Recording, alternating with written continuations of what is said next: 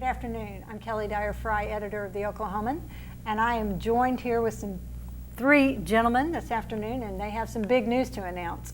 I have Governor Anna Tubby from the Chickasaw Nation. I have Chief Batton from the Choctaw Nation. Nation or tribe? Nation, Choctaw Nation. Okay, and I have Reggie Whitten, who has been, along with Mike Burridge, and some attorneys representing these two in a their tribes in a very significant lawsuit against the federal government, and they have big news today. So, Reggie? Well, thank you, Kelly, for having us here. We really appreciate it. It is a historic moment. On behalf of these nations, we filed a lawsuit some years ago against the federal government, and it was an action not for money damages, but for an accounting. These nations simply wanted to know what happened to the lands that they were given. The federal government basically deeded to these nations about 1/4 of the state of Oklahoma. Most people don't know their history, but that's true. And they, by statute, were ordered to sell them and hold those funds in trust for the nations. They never could adequately answer the questions of the nations where that money went. So as a last resort, finally suit was filed, and I think we finally have announced today a historic settlement. The case has settled, and I think it's brought to a close something that should have never happened. And we finally got some answers, and our leaders, it was a very brave thing they did, taking on the federal government, but that needed to happen, and they can tell you why better than me. Well, before we get to the monetary part of this conversation, tell me a little bit about just what this means to both of your nations. Governor, I'm going to start with you. You know, we look back in history and we find the treatment of our tribes. It was a terrible, a tragic time for tribes, the Trail of Tears. Then we came to Indian Territory, and then at the turn of the century, the 20th century, all the promises that were made in the treaties were basically broken when our lands were allotted, when our lands were then sold, and they attempted to do away with our tribes' governments. And then in the process, even the things that they said that they would do, they didn't do properly.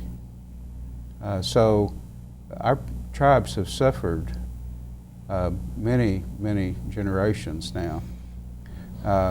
This settlement that we've achieved, as has been already stated, is a historic settlement, one that is intended to right the wrongs that were done after the turn of the century.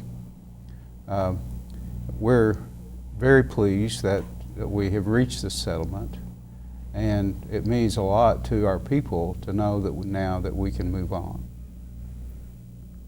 Chief Batton. Well, first of all, halito, hello from the Choctaw Nation. Halito. And but for me, I think it's such a mixture of emotions, meaning that I do think about if the federal government could have accounted for this land, when the dollars for when they sold this land, that would the tribe have went through all the trials and tribulations that we've gone through for the last 200 years?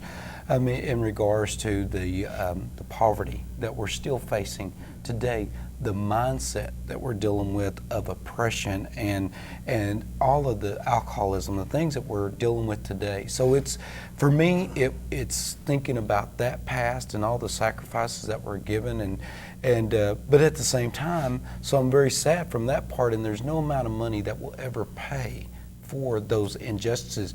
However, though, I'm excited that the governor and I and the tribes have come together to truly reach this historic settlement. I mean, this is the third largest settlement in the history, and so and the biggest one for us. And so, for me, the opportunity, though, to begin that healing process, for me, it's it's just, I get so excited just thinking about what we can do. The dollars that we're going to use this for is what we've always done. We've always created economic development. We've always provided higher education. We've always been community partners.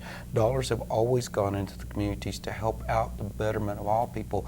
So for me, that's the reason why I say it's a mixture, because I think about those sad times in the past, but I'm excited about the opportunities for the future.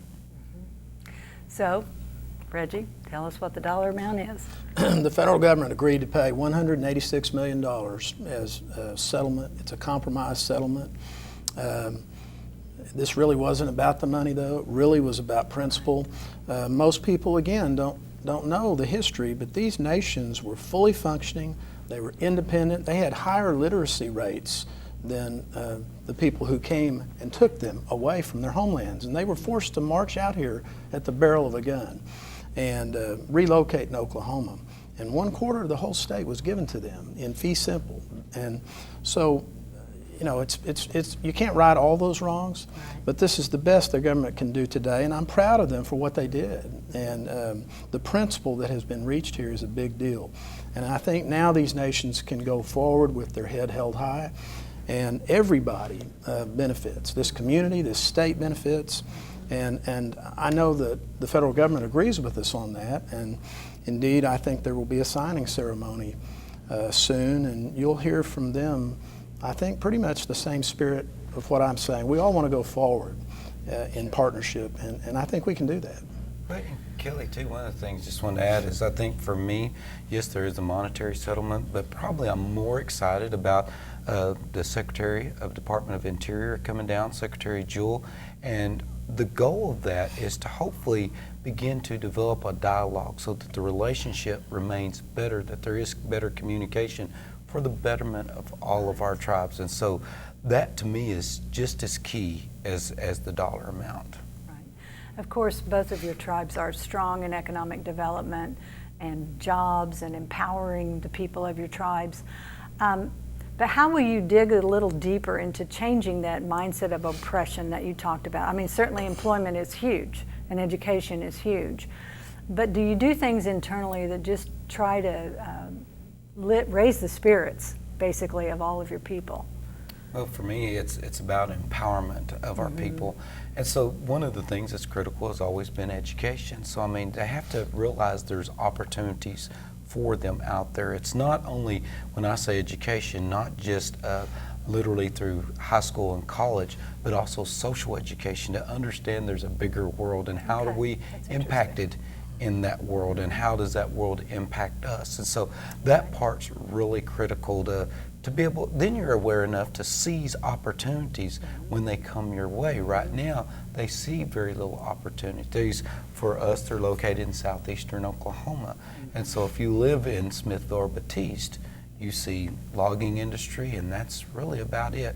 So for us, it is creation of jobs. It's providing opportunities to grow our areas so that they are more economically diverse, so that they can see that opportunity and seize it at the same time, hopefully at home too. I always say you almost have to leave home to be able to come back home, and that's what we're trying to do. And Governor, you've certainly raised the visibility and the pride of your tribe through a lot of your outreach and commercials on television and really boosting the pride. How has that impacted, do you feel, the spirit of your people?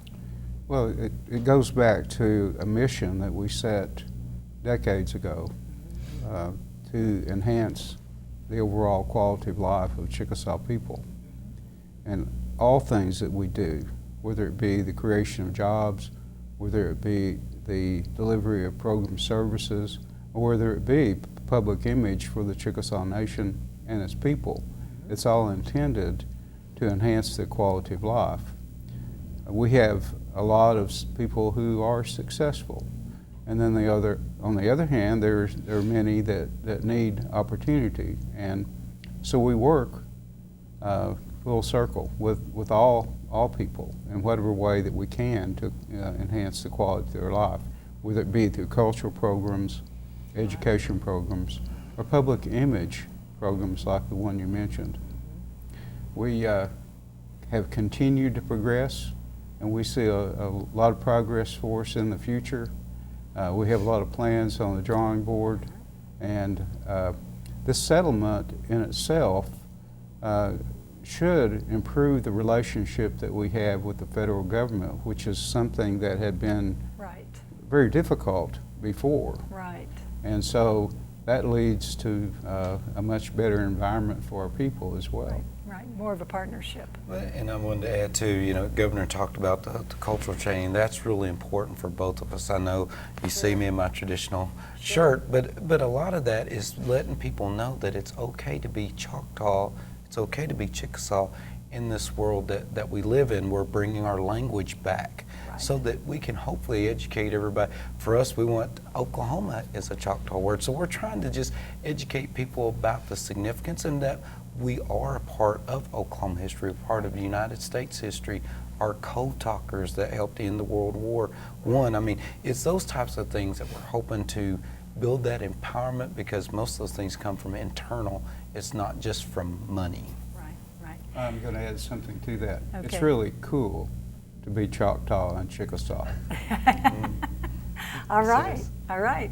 Any known plans for the money, or is this something that you're probably just going to have to bring in and give some thought and planning to? Or, I mean, what would you say just off of is your overarching goal with these new funds? We